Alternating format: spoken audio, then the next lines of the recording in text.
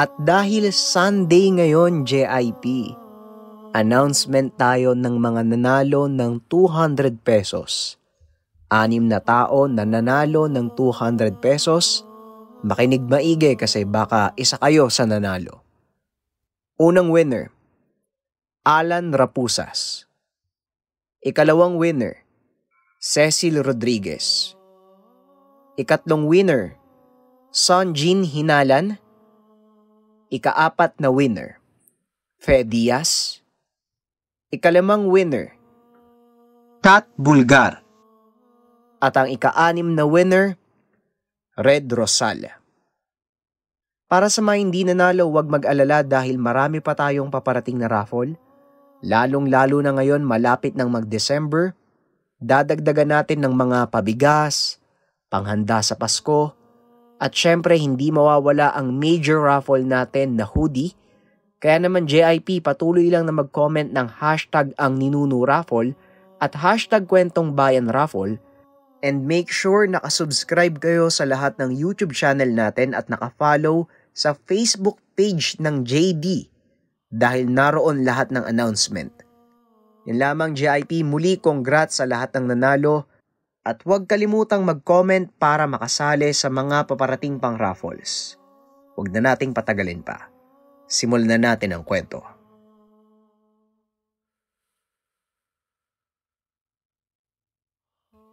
Bibigyan kita ng babala. Sa oras na mag-cross pa yung landas natin at gumawa ka uli ng hindi maganda, hinding-hindi na kita bubuhayin. Hindi ako nananakot. Kayang-kaya kitang patayin. Wika ni Estoy. Hindi nakapagsalita si Chris ng mga sandaling iyon. Dahil sa takot na nararamdaman, biglang natigilan ang binata nang hawakan ni Aling Maria ang kanyang braso. Ay, nakikiusap ako. Tama na, iho. Pagpasensyaan mo na lang ang anak ko.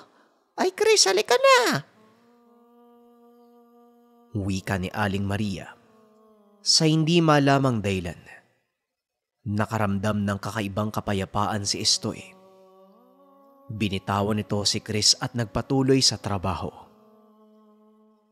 Habang naglalakad palayo ang mag-ina, hindi maiwasan ni Estoy na tumitig sa mga ito. Alam ng binatang hindi pangkaraniwang babae si Aling Maria. Hindi man matukoy ni Estoy kung ano, pero alam niyang may kakaiba sa matandang babaeng iyon. Pagsapit ng hapon habang nagpapahinga ay muli niyang nakita ang matanda. Naglalakad ito papunta sa likod ng palengke. Kinuha ni Estoy ang pagkakataon upang mapatunayan ang hinala. Sinundan niya ito hanggang sa makita niyang nakatayo lang ang matanda sa isang bakanting lote. Laking gulat ni Estoy nang bigla itong magsalita habang nakatingin sa malayo. Alam ko nung simula pa lang na hindi ka pangkaraniwang tao. Hindi ka susunod dito kung hindi mo naramdaman ang presensya ko. At may mga tanong sa isip mo tungkol sa pagkatao ko. Napakamot ng ulo si Estoy habang naglalakad papalapit kay Aling Maria. Tama po kayo. Pero wag niyo po sanang mamasamain ang pagsunod ko sa inyo. May mga bagay lang po akong nais itanong. Sana naman po, mabigyan niyo ng kasagutan. Tugon ni Estoy. Depende sa katanungan mo, binata eh. Nga pala, tawagin mo na lang akong Aling Maria. Ikaw ba? Anong pangalan mo? Tanong ng matanda. Agad namang nagpakilala si Estoy at inayang maupo ang matanda sa isang sulok. Ikinagagalak ko po kayo makilala, Aling Maria. Salamat po sa pagpapaunlak na makausap po kayo. Wika ni Estoy. Ako rin, iho. Hindi ko akalaing sa panahong ito ay may makikilala pa akong bagong henerasyon ng mga manggagamot. Ay karamihan kasi sa mga kabataan ngayon, iba na ang nasa isipan. Pero bueno, ano nga pala ang gusto mong malaman? Tugon ng matanda. Gusto ko po sanang malaman ang rason nyo kung bakit kayo nag-aral ng karunungan ng Diyos. Biglang natawa si Aling Maria sa tanong ng binata. Yan lang ba ang gusto mong malaman, Istoy? Ikaw, tatanungin kita. Ano ba ang dahilan mo sa pag-aaral ng karunungan ng Diyos? Biglang natigilan ang binata. Nagdadalawang isip ito sa pagtugon dahil alam niyang naligaw siya ng landas. Kwan po. Tumulong po sa iba. At saka, hindi niya na naituloy ang sasabihin dahil dinuktungan ito ng matanda. pagtulong sa iba pero naligaw ka ng landas. Nawaglit sa isipan mo ang mga mahalagang aral na natutunan mo habang tinatahak ang landas ng buhay. Alam mo, Istoy, lahat tayo ay dumadaan sa pagkalito. Sinusubok ng Panginoon ang ating determinasyon. May ilang nagtatagumpay at karamihan ay nabibigo. Huwag mong hayaang maging isa ka sa karamihan. May panahon pang itama ang lahat ng nagawa mo. Nanlaki ang mga mata ni Istoy dahil wala namang naikwento sa matanda tungkol sa nakaraan. Napangiti na lamang ang binata dahil napagtanto niya na kayang basahin ni Aling Maria ang kanyang isipan. Aminin ko po, Aling Maria. Naligaw po ako ng landas. Simula nang makita ko ang ugali ng mga tao, kahit gaano pa kalaking tulong ang nagagawa ko para sa kanila, sa isang maliit na pagkakamali, nawawala ang lahat ng kabutihang nagawa mo para sa kanila. Pagpapaliwanag ni Istoy. Sadyang ganun talaga ang mga tao. Kahit anong kabutihan ang ipakita mo sa kanila, makakahanap sila ng ipipinta sa'yo. Kaya maging aral nawa sa'yo ang nangyari sa nakaraan. Hindi lang ikaw ang dumaan sa ganitong sitwasyon, Istoy. Maging ako, naranasan ko din ang maging masama sa mata ng tao. Pero hindi ko pa din sila tinalikuran. Ipinagpatuloy ko ang pagtulong sa kanila. Pagpapaliwanag ni Aling Maria. Napabuntong hininga ang binata dahil kabaliktaran ang ginawa nito. Lumayo siya sa mga tao at kinalimutan ang kanyang tungkulin. Gusto ko pong ipagpatuloy ang mga nasimulan ko kagaya ng ipinangako ko sa tatay ko. Pero wala na po kong mukhang maihaharap sa mga tao dahil sa mga nangyari. Wika ni Istoy. Napangiti ang matanda at muling nagsalita. Lahat ng problema ay may solusyon. Nasa iyo ang desisyon. Basta isipin mo kung ano ang sinumpaan mo sa Diyos at hindi sa tao. Matapos ang pag-uusap na yun, nagpaalam ang matanda kay Istoy. Pilit na inisip ng binata ang mga sinabi nito. Nanatili siya sa bakanting lote ng ilang oras hanggang sa tinawag siya ng isa sa mga kasamahan. Medyo madilim na ng mga sandaling iyon at kailangan nilang tapusin ang pagkakarga ng mga bigas. Dali-dali namang sinimulan ni Istoy ang paghahakot. Marami din ang kailangan nilang ikarga dahil ipapadala ito sa ibang probinsya. Sinabihan naman si Istoy ng kanyang amo na sumama sa paghatid ng mga bigas papunta sa pantalan dahil walang ibang pahinante ang gustong pumunta sa lugar. Bantog kasi ang bahaging iyon ng probinsya na maraming mangkukulam at manlalason. Matapos nilang magkarga ng mga bigas, nagpalit ng damit si Istoy at saktong paglabas niya ng kwarto ay naroon si Aling Maria. Oh, Aling Maria, akala ko po umuwi na kayo. Gabi na po ah. Tanong ni Istoy. Ay narinig ko kasi sa mga kasama mo na pupunta kayo ng San Jose. Delikado ang lugar na yon, Istoy. Lalo na sa isang kagaya mo.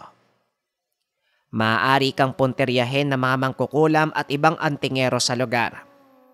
Eto isuot mo. Pagmamay-ari yan ng aking nasirang ama. Tugon ni Aling Maria habang inaabot sa binata ang isang medalyon. Teka lang po, Aling Maria. Kung pagmamay-ari po ito ng asawa nyo, hindi ko po pwedeng tanggapin dahil alam kong mahalaga to para sa inyo eh. Hinawakan ni Aling Maria ang kamay ni Estoy at muling nagsalita. Kung nabubuhay ang asawa ko at nakilala ka niya, gugustuhin niyang mapunta sa iyo ang medalyon na ito. Kaya tanggapin mo na at wag nang maraming tanong. Mag-iingat ka, Estoy. At pag-isipan mong mabuti ang lahat ng sinabi ko sa iyo kanina. Napangiti na lang si Estoy at nagpaalam sa matanda. Habang nasa biyahe ay pinagmamasdan niya ang medalyong ibinigay ng matanda. Sa harap ay isang imahe ng lalaking may mahabang damit na kagaya sa pare. At sa likod ay imahe ng birheng nakaupo sa trono at hawak ang sanggol na Kristo. Sa paanan ng birhen ay nakasulat ang mga kataga. Roma? Ano kayang ibig sabihin nito? Saka bakit naman ibinigay ni Aling Maria ang medalyong to sa akin? Wika ni Estoy sa sarili. Medyo mahaba ang biyahe papunta sa pantalan ng San Jose. Kaya nakaidlip ito sa likod ng sinasakyang truck. Nagising na lang siya nang maramdamang huminto ito. Dali-dali siyang bumangon dahil tinawag siya na nagmamaneho ng truck. Estoy, bumaba ka nga sandali at tulungan mo ako magpalit ng gulong. Kung minamalas ka nga naman, oh. Kaagad na bumaba ang binata. Kinuha ang mga kagamitan. Habang nagpapalit ng gulong ay inikot ni Estoy ang tingin sa paligid. Nasa gitna sila ng daang napapaligiran ng puno ng niyog. Amang Noel, nasan po ba tayo? Parang malayo pa to sa San Jose ah. Tanong ni Estoy. Oo, malayo pa to, Estoy. Hindi pa tayo nagkakalahati sa biyahe, sumabog na tong gulong natin. Mabuti na lang at may dala akong reserba. Oh, iakyat mo na yung mga gamit nang makatuloy na tayo sa biyahe. Wika ng kasama na itago na lang natin sa pangalang Noel. Akmang papaandarin na sana nito ang sasakyan nang makarinig ng kalabog mula sa bubong. Ang buong akala ni Noel ito si Estoy. Ngunit laking pagtataka niya dahil nasa tabi ng daanan ang binata at umiihi. Ay, Estoy, tignan mo nga kung ano yung kumalabog. Akala ko nakakyat ka na sa likod eh. Wika ni Noel. Nakatalikod sa kanya si Estoy. Kaya hindi din ito napansin kung ano man ang nagdulot ng kalabog. Paglingon ng binata ay bigla itong natigilan. Nakatitig sa itaas ng truck. Sumisenyas kay Noel na huwag gumawa ng ingay. Gamit ang salamin sa tagiliran ng sasakyan, tinignan ni Noel ang itinuturo ng binata. Ngunit sa kasamaang palad ay wala siyang makita.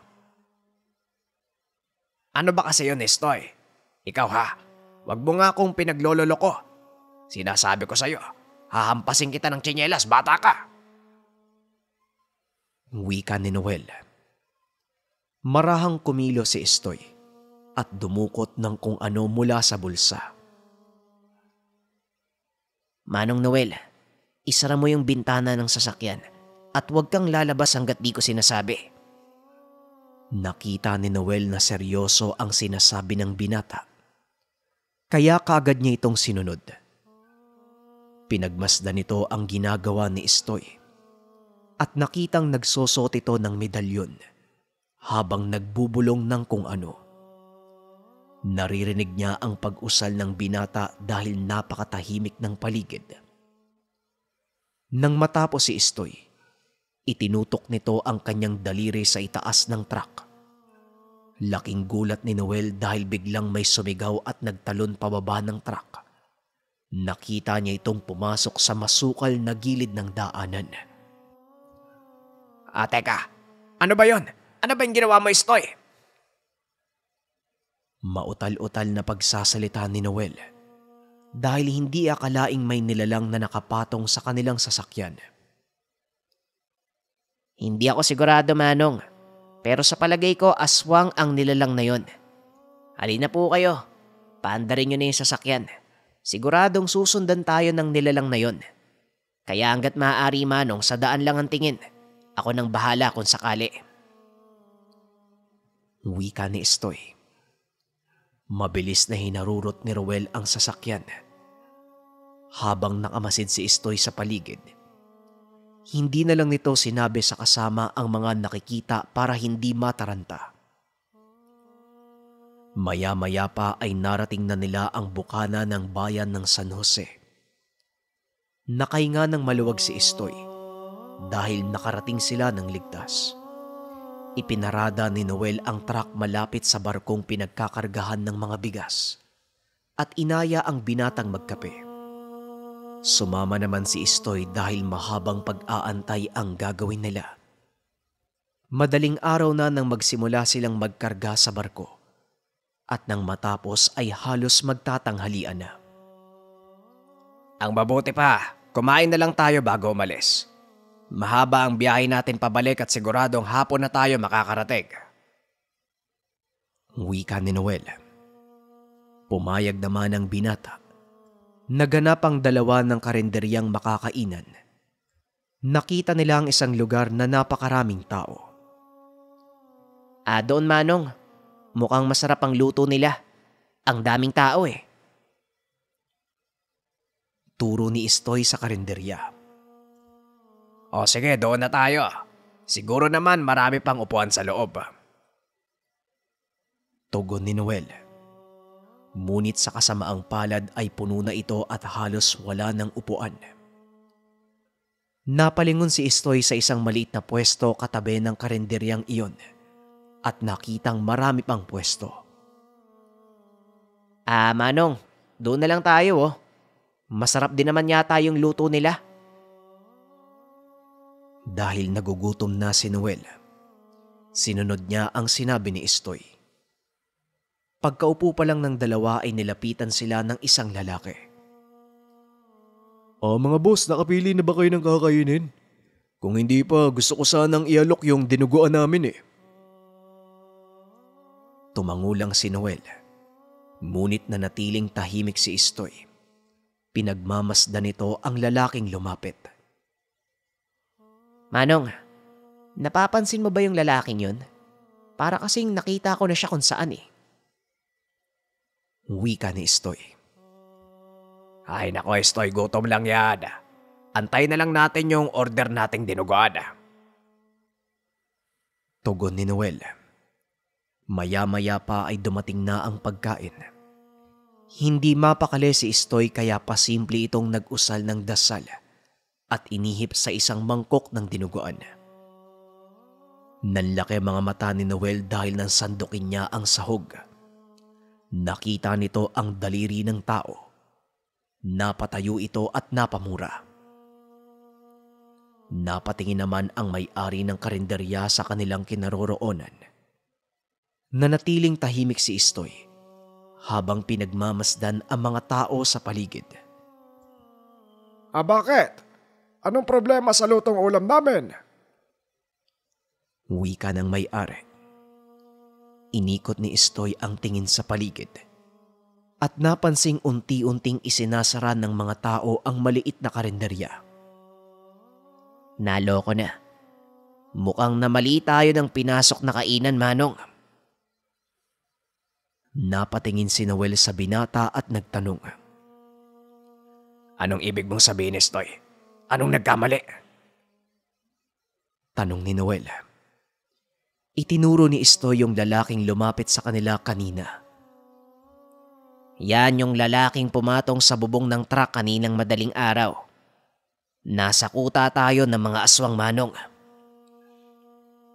Matapos magsalita ni Istoy ay bigla siyang sinugod ng isa sa mga taong nasa loob ng karinderya. Ngunit dahil sa nakapagtaas siya ng depensa, hindi ito nakalapit sa kanila.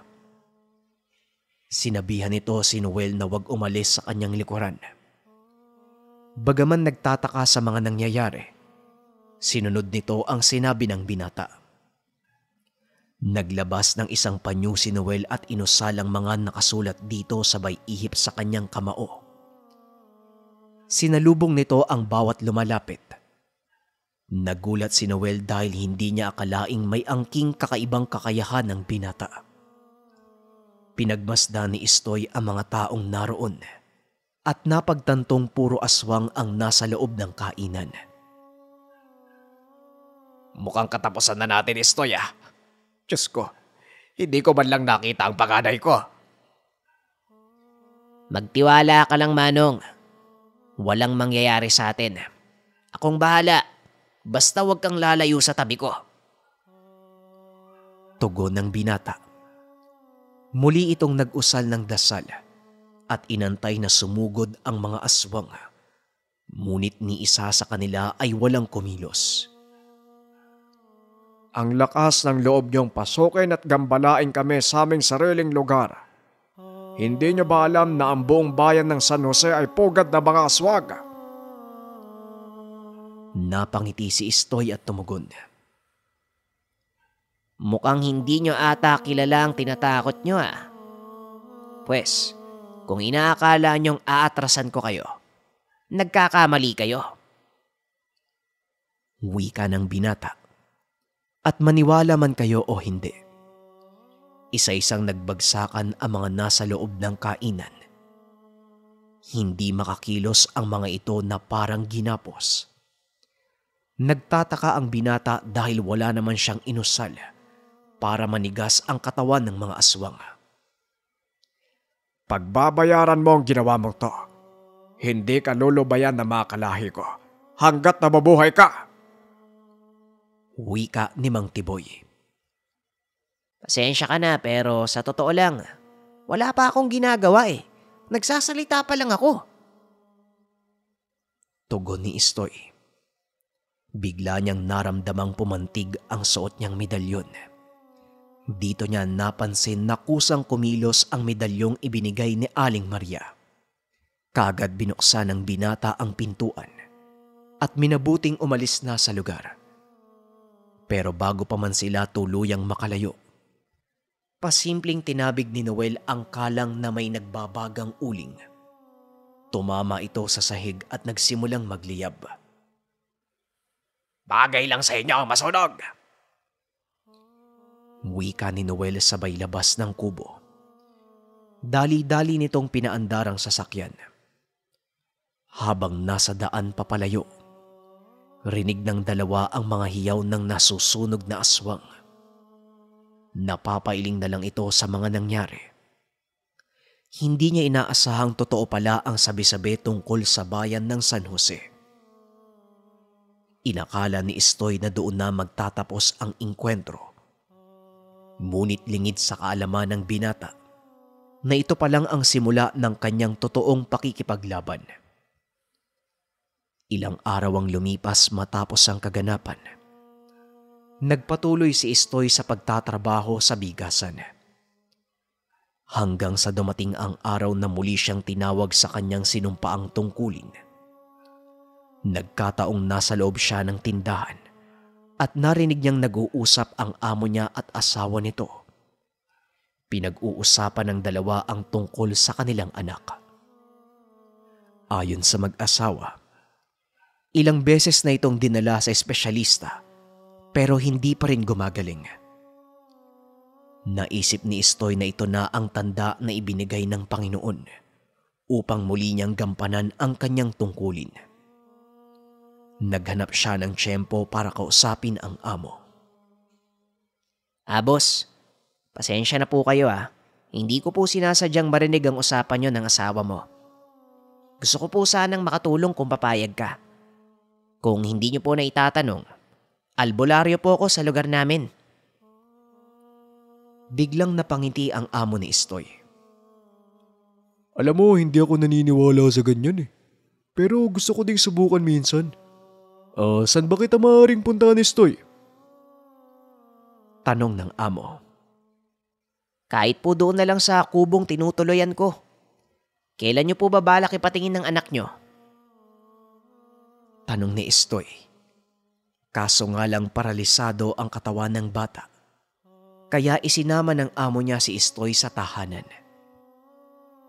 Nang tignan ni Estoy, agad niyang natukoy ang karamdaman ng bata. Alam ko pong hindi kayo naniniwala pero elemento po ang may gawa ng sakit ng anak nyo. May magagawa pa ako pero kinakailangan ko ng lugar na pagdadausan ng ritual at pag-aalay. Wika ni Estoy. Wala naman itong naging problema sa kanyang amo. Agad nitong kinausap ang asawa upang ipaalam ang gagawin. Pumayag naman ito dahil desperado na silang gumaling ang nag-iisang anak. Dinala siya ng amo sa likuran ng tahanan.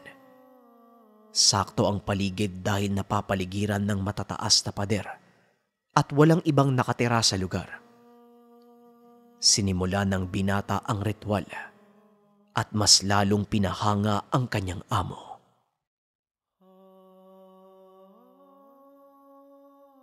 Maraming salamat sa pakikinig ng ating kwento, JIP. Muli abangan natin ang mga susunod na kwento or susunod na episode ng ating istorya at huwag kakalimutan na mag-comment ng hashtag ang Ninuno Raffle, hashtag Kwentong Bayan Raffle para sa mga prizes na paparating.